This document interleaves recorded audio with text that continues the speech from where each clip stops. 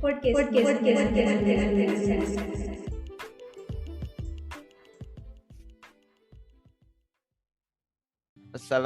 warahmatullahi wabarakatuh. Halo Fokuser, apa kabar? Semoga kabar baik dan bahagia.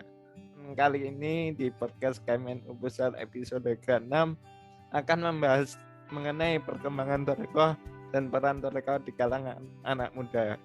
Dengan ditemani oleh Mas Ahmad Jauhari. Apa kabar Mas Jauhari? Alhamdulillah sehat Mas Haji. Oke. Langsung aja kita ngobrol santainya ya Mas. Menurut Mas Jauhari, bagaimana sejarah Thariqah dan perkembangan Thariqah di Indonesia? Kita mau membahas tentang sejarah tarekat di Indonesia. Itu kita juga akan langsung terkait dengan pembahasan mengenai tentang masuknya Islam di Nusantara, yaitu sekitar abad ke-8. Jadi saya membagi perkembangan Thariqah itu menurut beberapa sumber yang saya kumpulkan, yang saya olah itu ada sekitar 3 fase. Jadi bagaimana sih tarekat itu kok bisa sampai Indonesia? Dari awalnya yang ajarannya itu cenderung ke Arab yang berpusat di Mekah ya pada waktu itu, karena Mekah menjadi pusat peradaban Islam ya, jelas karena setiap tahun ibadah haji dilakukan di sana. Dan tidak hanya haji, kita tahu bahwa orang-orang Nusantara pada zaman dahulu itu sering melakukan ibadah haji plus mukim untuk sambil menimba ilmu di Mekah. Tetapi itu jauh sebelum setelah tarekat masuk ke Nusantara. Jadi tarekat fase pertama itu dimulai pada abad ke-8 Hijriah. Jadi abad ke-8 Hijriah itu yaitu awal mula masuknya tarekat, sehingga bisa dikatakan masuknya tarekat ke Nusantara, ke Indonesia sama dengan masuknya Islam di Indonesia, yaitu sekitar abad ke-8 hingga abad ke-12. Kemudian di fase kedua ini dimulai pada abad ke-12 sampai akhir abad 15. Ya, seperti kita tahu bahwa Wali Songo itu kan sekitar abad 15-16. Ini adalah fase kedua.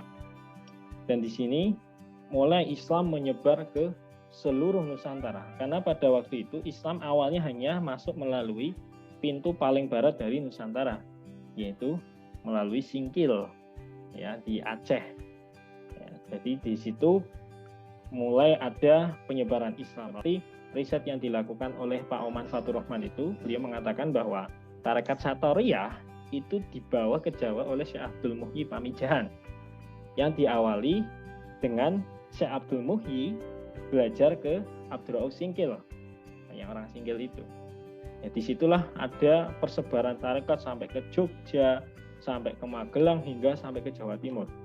Seperti itu. Dan sampai sekarang di Jogja ada pesantren yang masih mempertahankan ajaran tarekat Satoriyah, yaitu di daerah Imogiri yang terkenal dengan Pak Kiainya itu namanya Pak Kiai Zabidi. Itu yang fase ketiga, yaitu pada abad ke-16 sampai pertengahan akhir dari abad 17.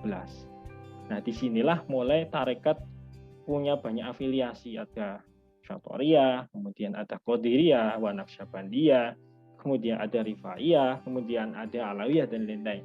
Dan di sini relasinya adalah relasi politik.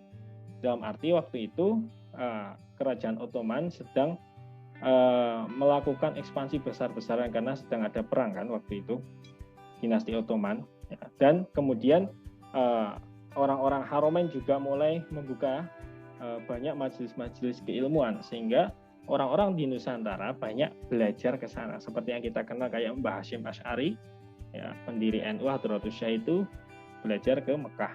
Kemudian Syekh Ahmad Khatib Sambas juga belajar ke Mekah. Nah, disitulah ada pertukaran tarekat. Akhirnya mereka setelah selesai belajar dari Mekah, mereka pulang ke Indonesia membawa ajaran-ajaran tarekat.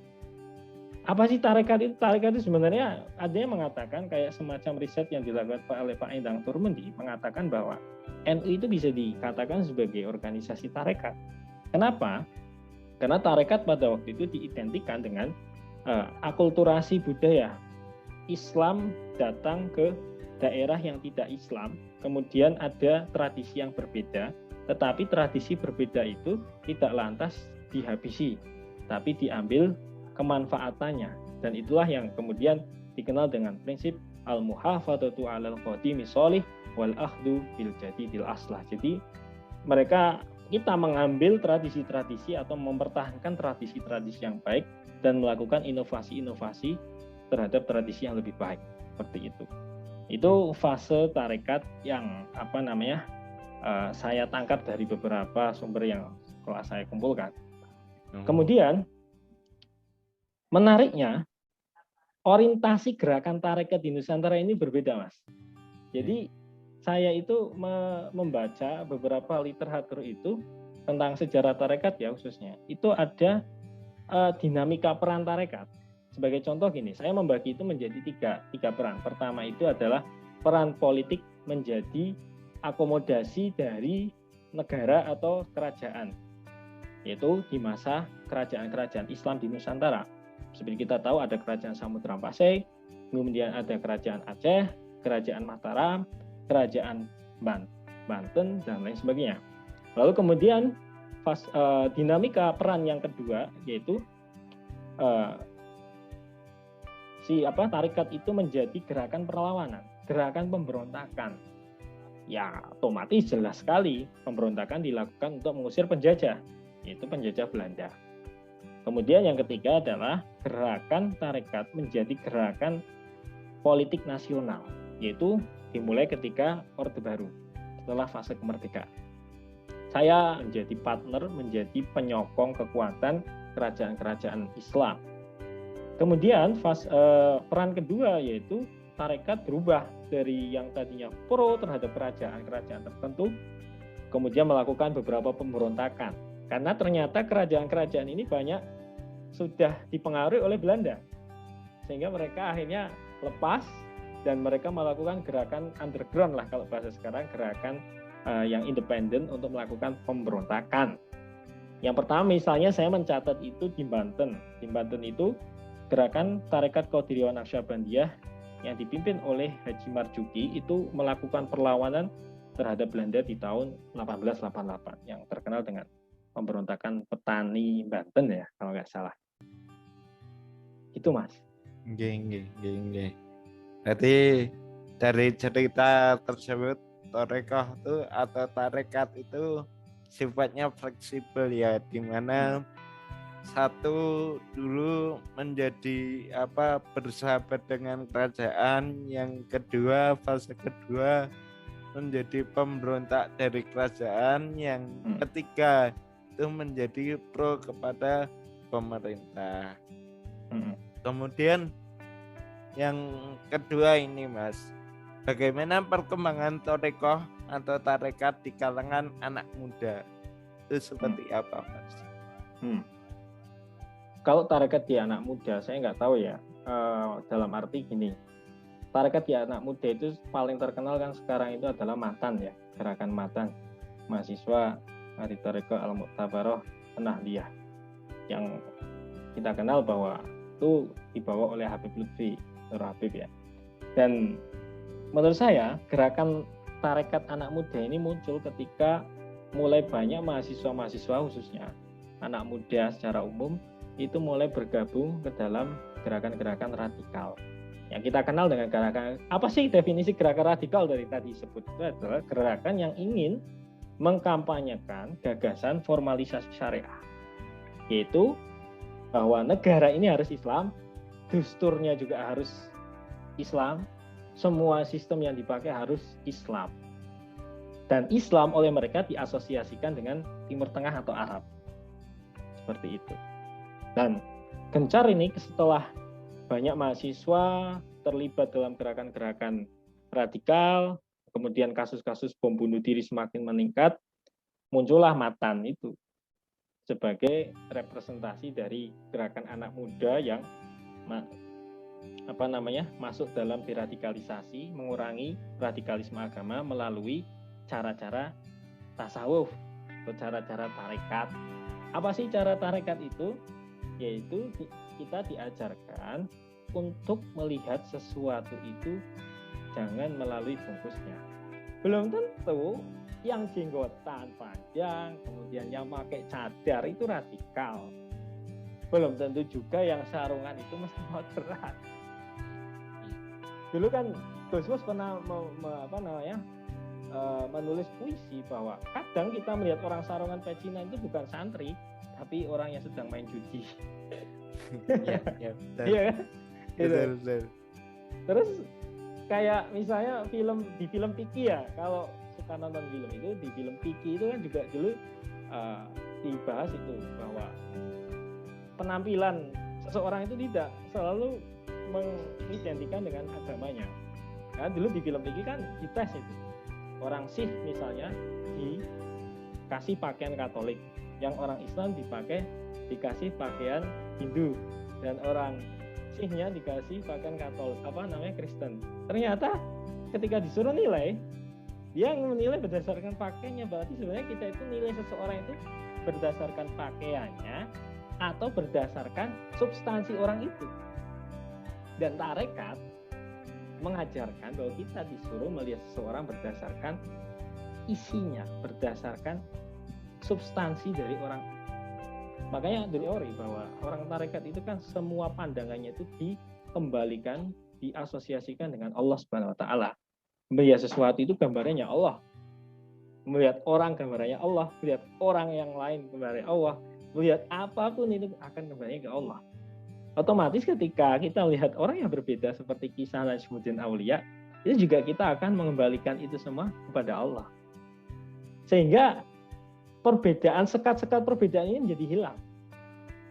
Dan itu sebenarnya esensi dari ajaran tarekat. Oleh karena itu Matan, kalau saya melihat ya, bahwa organisasi tarekat kepemudaan terlepas dari Matan ataupun organisasi yang lainnya, itu ingin mengajarkan kepada anak muda untuk memunculkan identitasnya sebagai murid tarekat. Jika kita mengikuti tarekat, hal semacam ini menjadi hilang, sehingga kita melihat orang-orang yang berbeda dengan kita itu dengan pandangan ainur rahmah wa ainul mahabbah, pandangan penuh kasih sayang dan pandangan penuh cinta. Karena persaudaraan kita tidak hanya tersekat oleh persaudaraan al-ukhuwah al-imaniyah, tetapi lebih luas lagi dan lebih universal lagi, yaitu al-ukhuwah al-basyariyah, persaudaraan kemanusiaan seperti yang diterangkan oleh Kiai Said dalam bukunya Tasawuf sebagai kritik sosial. Gitu. Jadi sebenarnya kita kalau memahami tasawuf itu cukup simple. Tidak perlu kita melihat orang lain dari covernya. Itu yang pertama.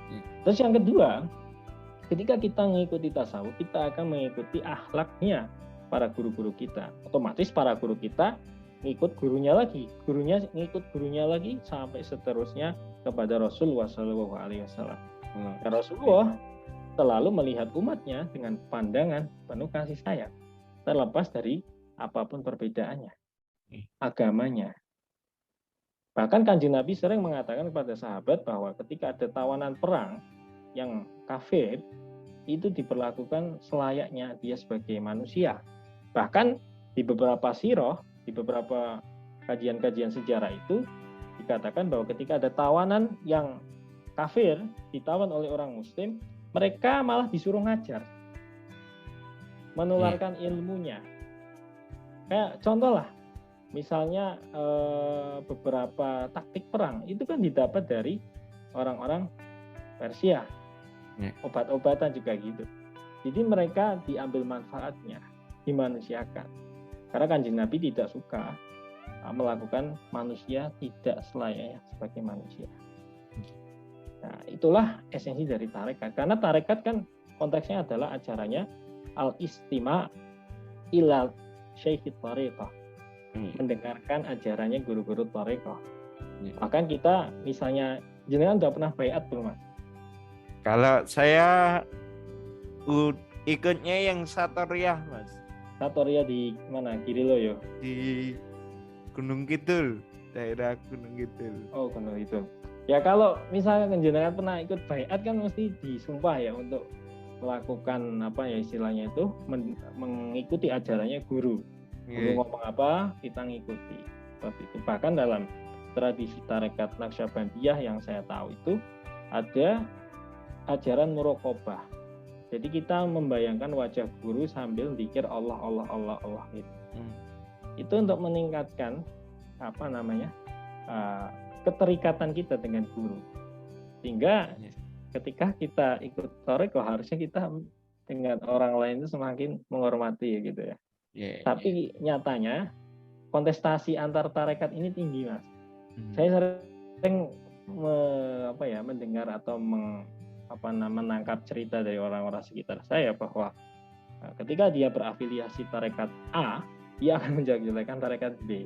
Begitu sebaliknya, tarekat B mengaku sebagai tarekat terbaik, tarekat yang lain itu salah. Bukankah itu absolute truth claim gitu loh? Klaim kebenaran sepihak. Lalu di mana ajaran tarekatnya? Gitu. Oleh karena itu, ketika kita sebagai anak muda dalam era sekarang yang penuh dengan degradasi moral, kemudian dekadensi moral, dan kemudian banyak peristiwa-peristiwa radikalisme di kalangan pemuda, ya kita kembalikan lagi ke ajaran tarekat, yaitu kita melihat seseorang jangan dari bungkusnya, pandanglah seseorang dengan pandangan kasih sayang, terus kemudian ikutilah guru. Seperti itu. Dan berarti itu gimana?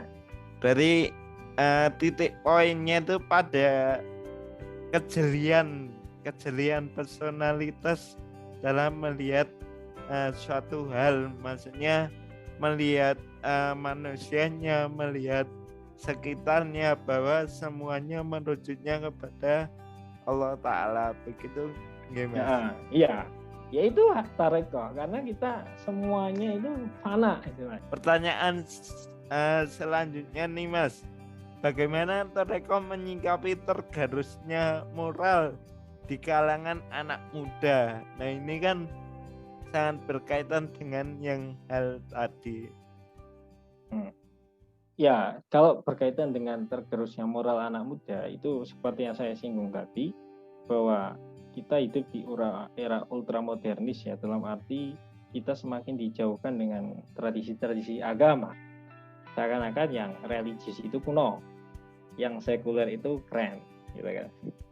Sehingga kita gengsi akhirnya menjadi atau mengaku sebagai santri, kemudian kita gengsi untuk melakukan tradisi atau amalia-amalia yang mungkin diajarkan oleh guru-guru kita.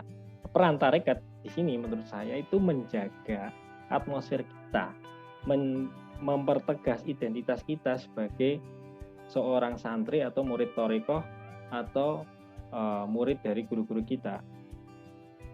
Yang tadi saya bahas bahwa seorang murid tarekat kan akan selalu mengikuti apa yang diajarkan oleh gurunya, mengamalkan apa yang setelah dinasihatkan oleh gurunya.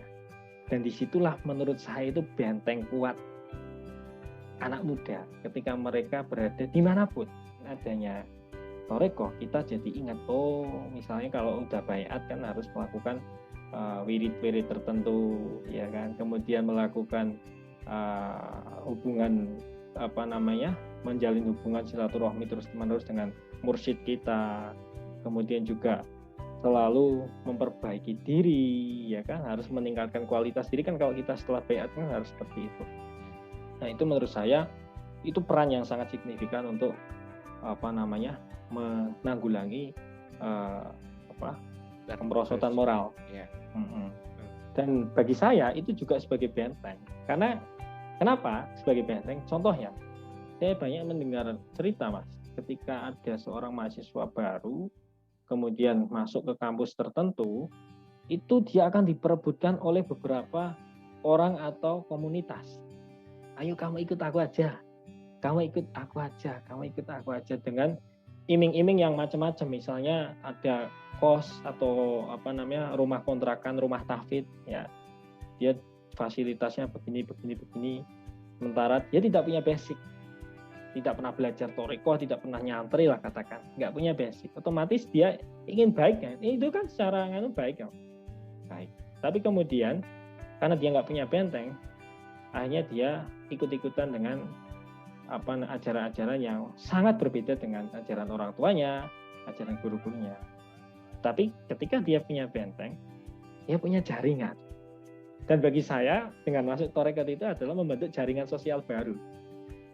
Misalnya kita sebagai murid tarekoh, gitu kan, otomatis kita tahu di Jogja ada tarekoh itu juga siapa orangnya, dan kita bisa menjalin lagi komunitas itu, menjalin lagi silaturahmi itu. Seperti, dan memang di dalam banyak riset itu dikatakan bahwa tarekat adalah jaringan sosial memang, atau link-link.